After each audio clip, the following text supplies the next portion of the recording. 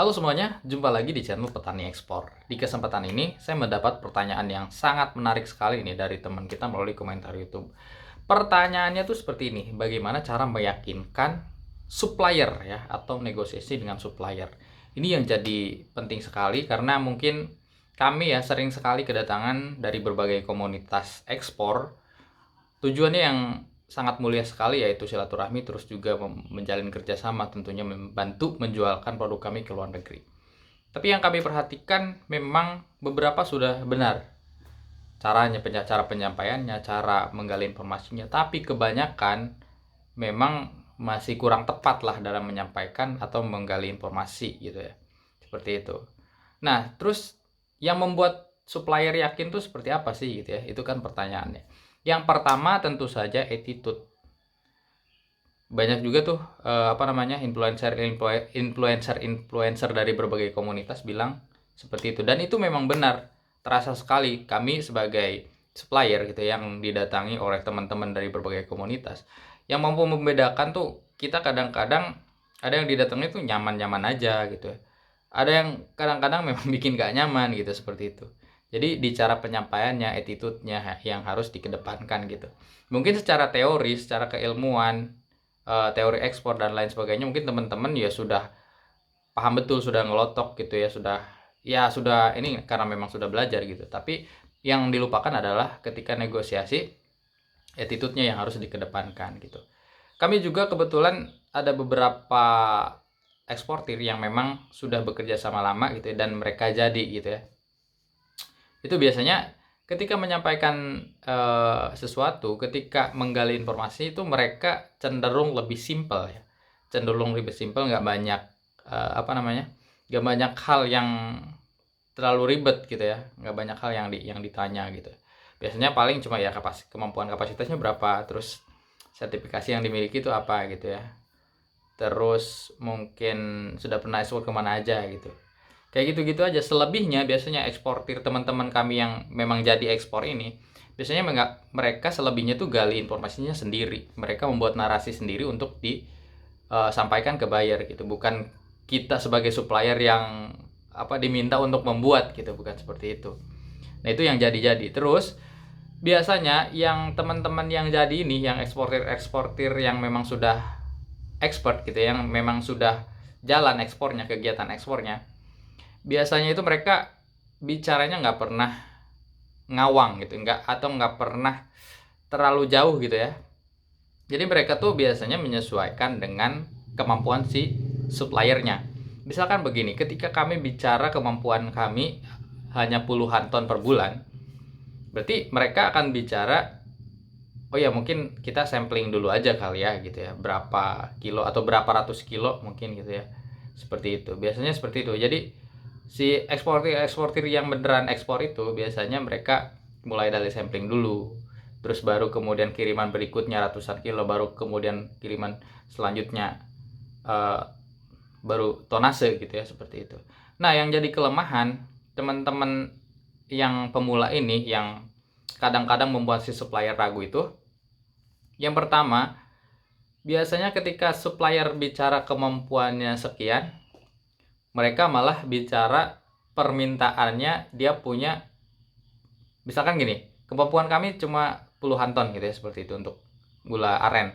Nah, terus si eksportir ini bicara permintaannya ratusan ton. Itu kan udah sebetulnya dia menjauhkan sendiri gitu, mengeluarkan diri dari tracknya gitu, seperti itu.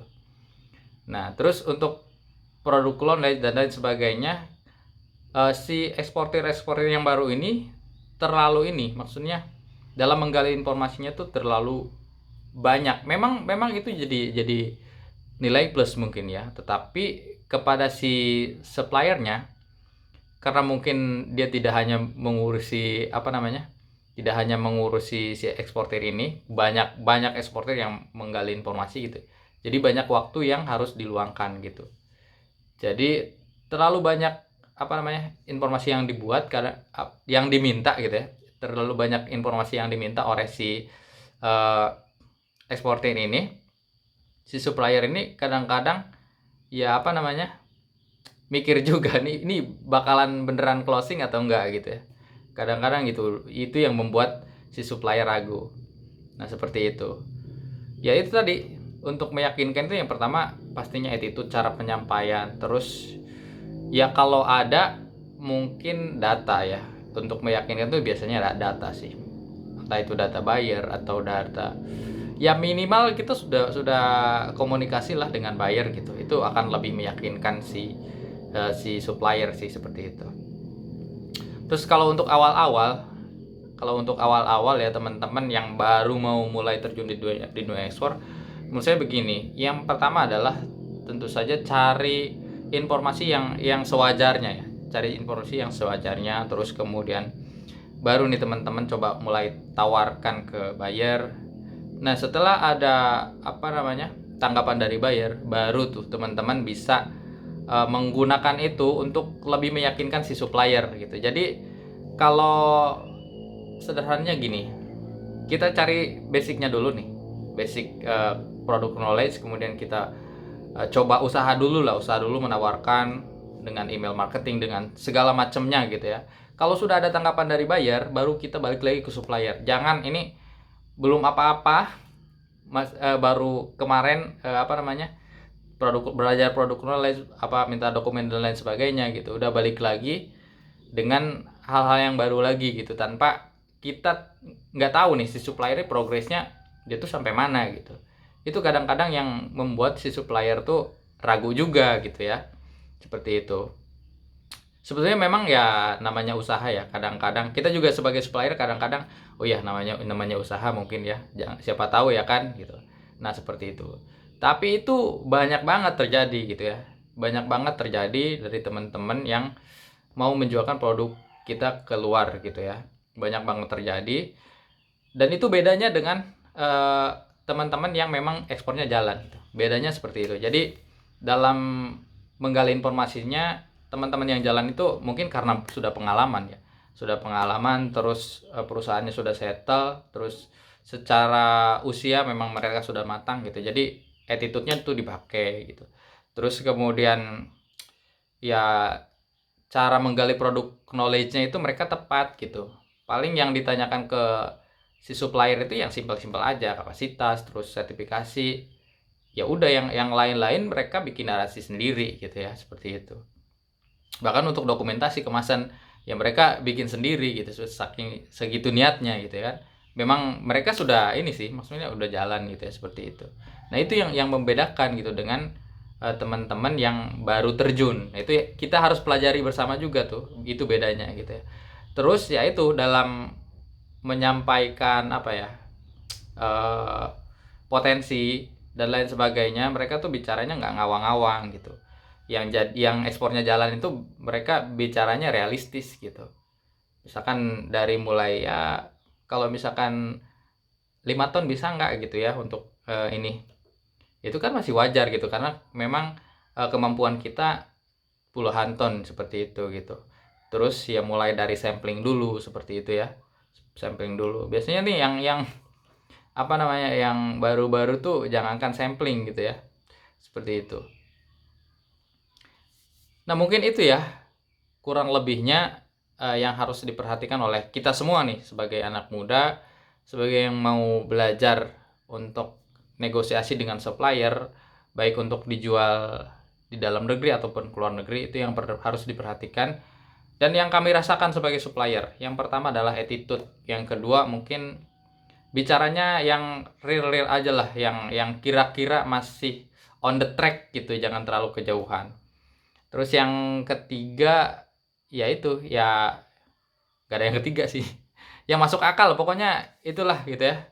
Kurang lebih seperti itu bedanya si eksportir yang baru mau mulai terus sama si eksportir yang sudah jalan tuh, seperti itu kurang lebih. Itu yang kami rasakan ya, karena kami memang sering komunikasi sama yang dari komunitas yang baru mau belajar, terus yang memang sudah jalan, itu bedanya mungkin.